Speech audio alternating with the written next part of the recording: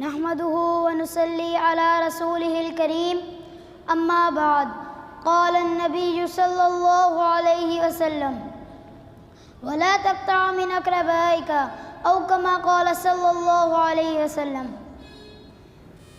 اللہ کے نبی صلی اللہ علیہ وسلم نے فرمایا اپنے رشتہ داروں سے قطع رحمی نہ کرو۔ آپ صلی اللہ علیہ وسلم نے ایک اور روایت میں بھی فرمایا وصلہم، ان سے صلہ رحمی کرو۔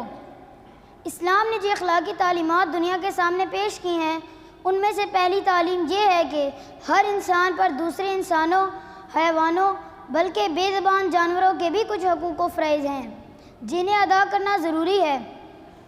اسلام کی تمام اخلاقی تعلیمات اور حقوق و فرائض کو اگر ہم ایک لفظ سے ادا کرنا چاہیں تو ہم کہہ سکتے ہیں کہ دوسروں سے محبت کرنا۔ یہ لفظ محبت تمام اخلاقی تعلیمات کا خلاصہ ہے۔ آپ صلی اللہ علیہ وسلم نے فرمایا بعثت لأتمم مکارم الاخلاق، میں اخلاق کی تکمیل کے لیے مبعوث کیا گیا ہوں۔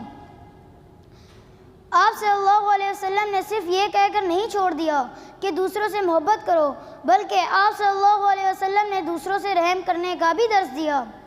حضور اکرم صلی اللہ علیہ وسلم کا فرمان ہے رحم رحمان سے مشکل ہے، اس لیے اللہ نے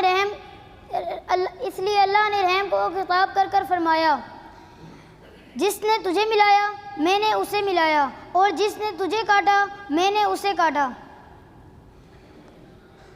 آپ صلی اللہ علیہ وسلم کا ارشاد ہے جو یہ بات پسند کرتا ہے کہ اس کی روزی میں وسعت ہو اور اس کی عمر میں برکت ہو تو اسے چاہیے کہ وہ صلہ رحمی کرے۔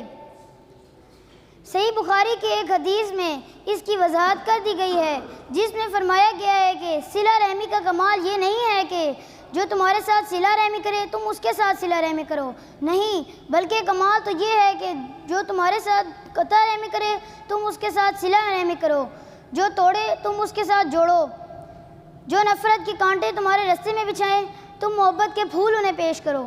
نشہ پلا کر گرانا تو سبھی کو آتا ہے، نشہ پلا کر گرانا تو سبھی کو آتا ہے، کمال تو تب ہے گرتے کو تھام لے ساقی۔ وآخر الدعوانا ان الحمدللہ رب العالمین۔